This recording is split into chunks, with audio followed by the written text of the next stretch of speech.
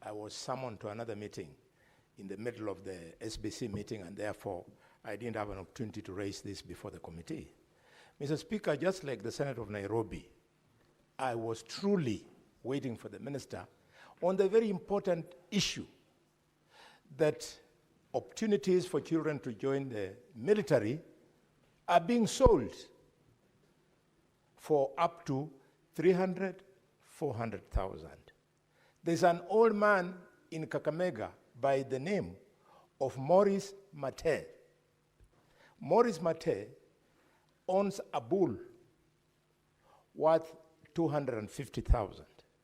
And he came to me and told me that, please, because I need 400,000, just give me the 400,000, my bull is worth 250, then you'll have helped me the difference. So I asked him, what is the problem? He said, I've been asked to go and buy a chance in the military. So we want the minister to clarify whether chances of going into the military are up for sale or it is on merit. And if it is on merit, what is that merit, Mr. Speaker? And finally, Mr. Speaker, children from upcountry who have spent all their time here in Nairobi, for all they care, some of them don't even speak their vernaculars. But their parents registered them in Bungoma, in Busia, to get ID cards. When they want to access recruitment here, they are told, go back to your home. And yet this child, the only thing that connects him to the so-called home is the ID. Why are these children being sent up country instead of being recruited from Nairobi, Mr. Speaker, where they were born, bred, went to school, and they become adult, they only went home to pick the ID card. Thank you, Mr. Speaker.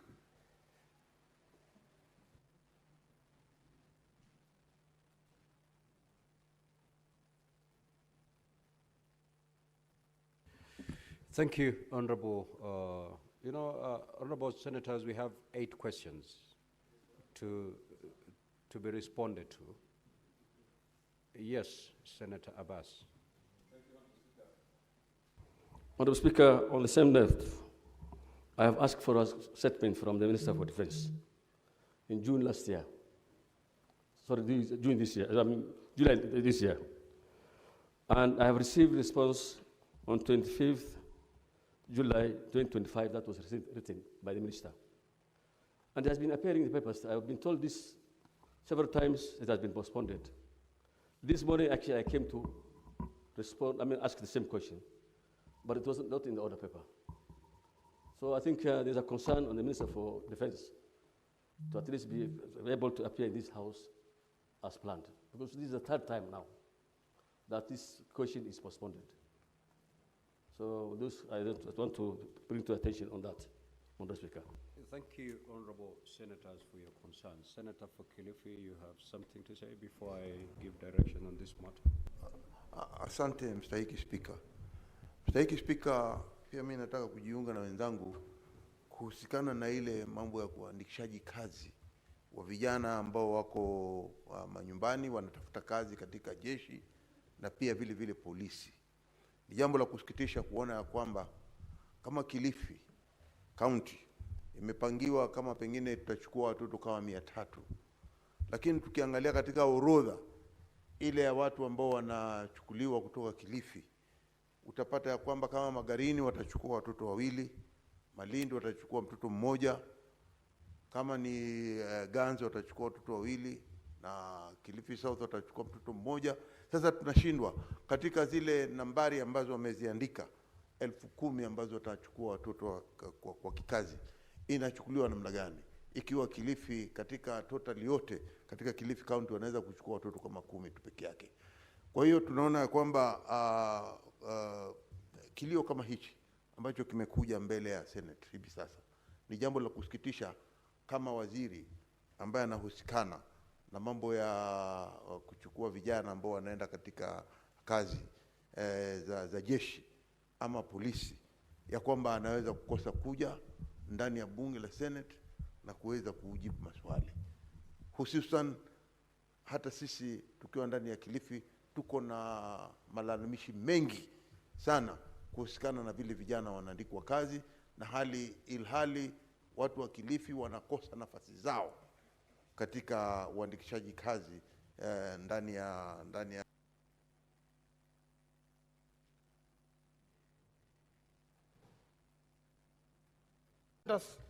respect to the CS and the learned friend, senior learned friend, C is very specific, Mr. Speaker, that how many practical learning facilities, meaning science labs and ICT labs, specifically across the country, Mr. Speaker. And having an ICT lab or having a practical laboratory means exactly having a laboratory with equipment, Mr. Speaker. So could the CS go into that detail? Because as far as I know, in Makueni County, we don't have any, not even a single one. So I don't know where they have done them in the country. And what are the budgets, if he has any budgets? And if so, since they've been implementing this for years, when is he going to implement this? What are the statistics, Mr. Speaker? I thank you. Senator Boni. Thank you, Mr. Speaker. Allow me to congratulate the minister. When I follow him, he's committed, and his pronouncements have remained professional. Mr. Speaker, whereas you have told us that you are going to recruit around 24,000 teachers, for which we are happy, given that Kakamega County alone, in my office, I have a list of 6,300 teachers hoping that I can help them to get employed. Can you confirm that it is not the ministry's policy that the only people who should benefit from the recruitment are children who are trained and qualified in science-related courses? If that is the case, as you have directed in the current recruitment, what is the fate of the others who are educated and trained by the government in non-science related courses? Are you telling them that their future has collapsed? Will they ever be employed? Or do you want them to be employed abroad, as the Minister for Labor has been cheating people that they can employ people abroad? These are very serious practical issues. And more so, Mr. Speaker, we have children who are now, in fact, not children, Senator Boni, you've asked your question. Now you're giving a speech. Allow me just press it a little bit so that the voters know that we are alive to their problems. Mr. Speaker, we have young adults aged 40, 41, 42, 43 years old. They have been waiting to be employed. And there is some rule in the ministry that once you are 45 and above, you cannot be employed. Where will these young people go? Senator for Nairobi City County. Honorable Speaker, in just the past 2 weeks, the Ministry of Education has actually conceded that when they were doing an audit of schools, out of the they had audited 12,000 schools out of the 17,500 and found that there were 50,000 ghost students. And in fact, the PS for Education, Bitok, was before the National Assembly, and he confirmed that the problem was most rampant in secondary schools. Now, the ministry sent money to these schools. They know the schools. They know the ghost students. Can the minister tell us today the names of those schools and the names of the persons who withdrew that money? Because by my math, if you are sending 16,000 shillings as capitation, then the country has lost almost $1 billion shillings in that financial year alone from these ghost students. So who are these people who are withdrawing this money? Senator Mwanagataya. Honorable Speaker, I've been to quite a number of schools where I've found JSS classes mangled with primary schools. There's a lot of confusion in those primary schools where you find a graduate teacher, maybe is at the headship of a P1 teacher. I mean, there's a lot of confusion. What are you doing to make sure that you establish an independent JSS structure where we have an JSS which is just started on its own without necessarily having been put in a primary school? Senator Catherine Muma. Thank you, Honorable Speaker, for the opportunity to ask a question. Welcome CS to the Senate. Honorable Speaker, my question to the CS is, would you kindly tell the Senate whether your ministry has been allocated adequate budget to ensure that no school in Kenya is unduly or disadvantaged for lack of resources and capitation? And if the budget you've been given is not adequate, what conversation are you having to ensure that you get this budget?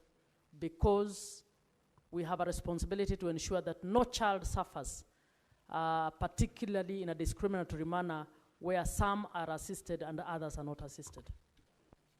Senator Fernandi. Thank you, Mr. Speaker. I want to ask the Cabinet Minister of Education, what is his position? Because most of these challenges stem on the running and effectiveness of junior secondary schools.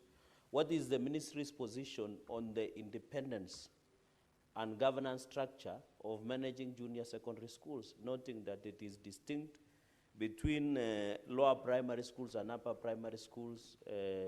Could you clarify, Mr. Speaker, noting that the JSS have been on the streets demanding that they need to be managed independently? And Mr. Speaker, I want to inform the government chief whip that there is no one cheating anybody. Kasi Maju is a reality. I will take him to some classes after this session. Senator Mbugua. Thank you, Mr. Speaker.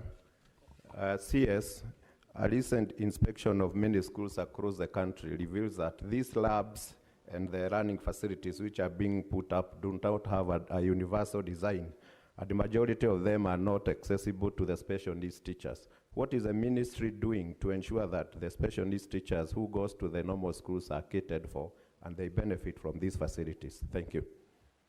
Honorable CS, you may now proceed to respond.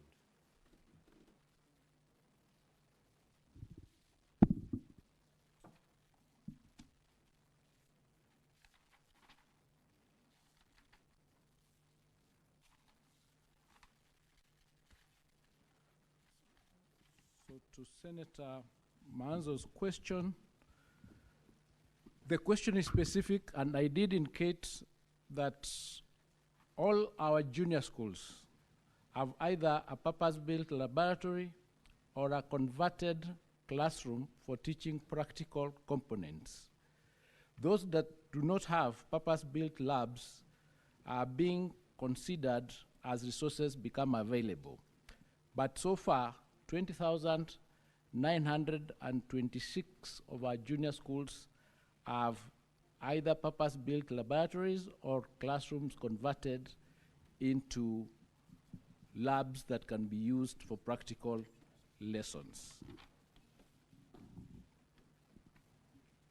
Now, the recruitment of the 24,000 teachers is a recruitment that is targeted to ensure that we bridge the gap of the teachers that we do not have in junior school. And that gap shows that out of the requirements that we have, 60% of them are STEM required teachers.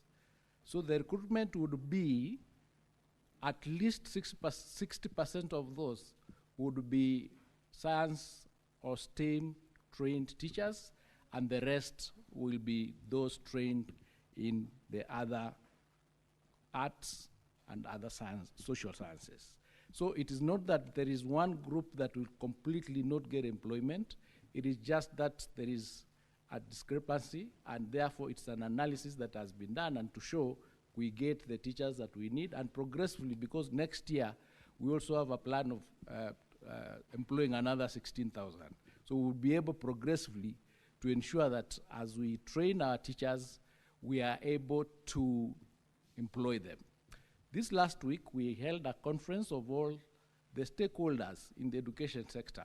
And the question we asked ourselves, where should we start? Should we start from the admissions to what the universities or the colleges have, or should we start from what we require from the market?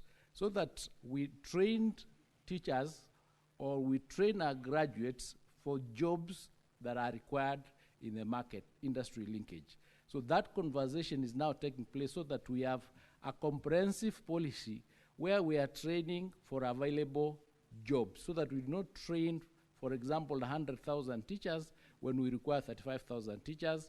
We don't train 500 doctors when we require 1,500 per year, so that we can have a policy that is informed by data in order for us to ensure that we do not have some sectors having an oversupply of the particular careers and others we have an undersupply. So that conversation is now being had between all the stakeholders in the education sector in order for us going forward to have a comprehensive, a coherent policy that is end-to-end.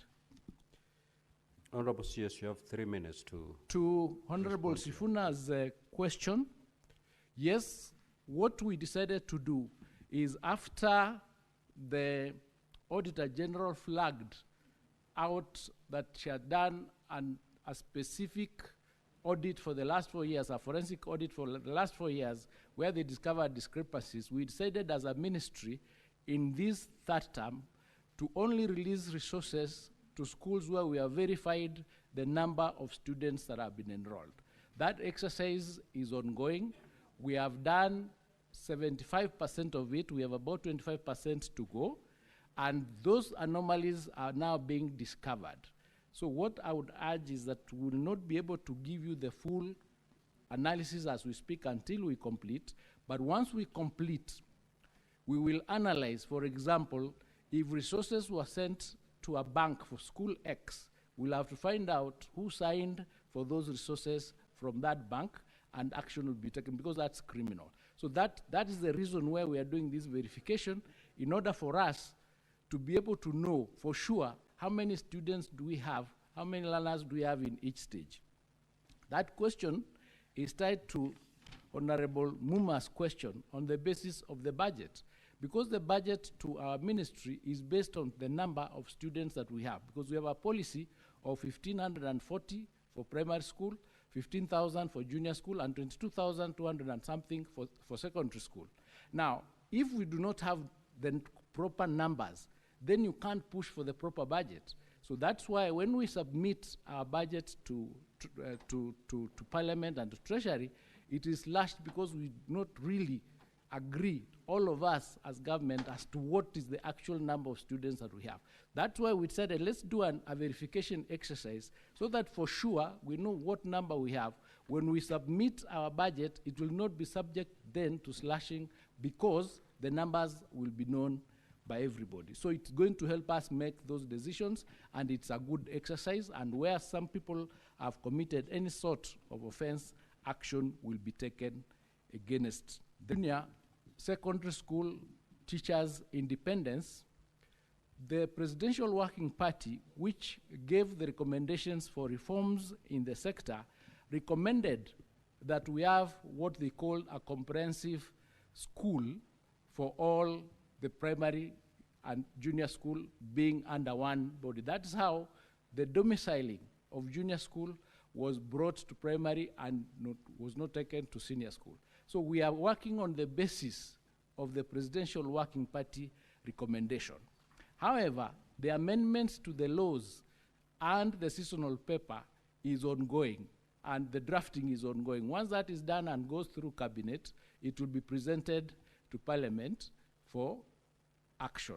At that point, an analysis can be done to see what can be done in that space, because we are in the process of reforms, and the reforms are still ongoing. Thank you.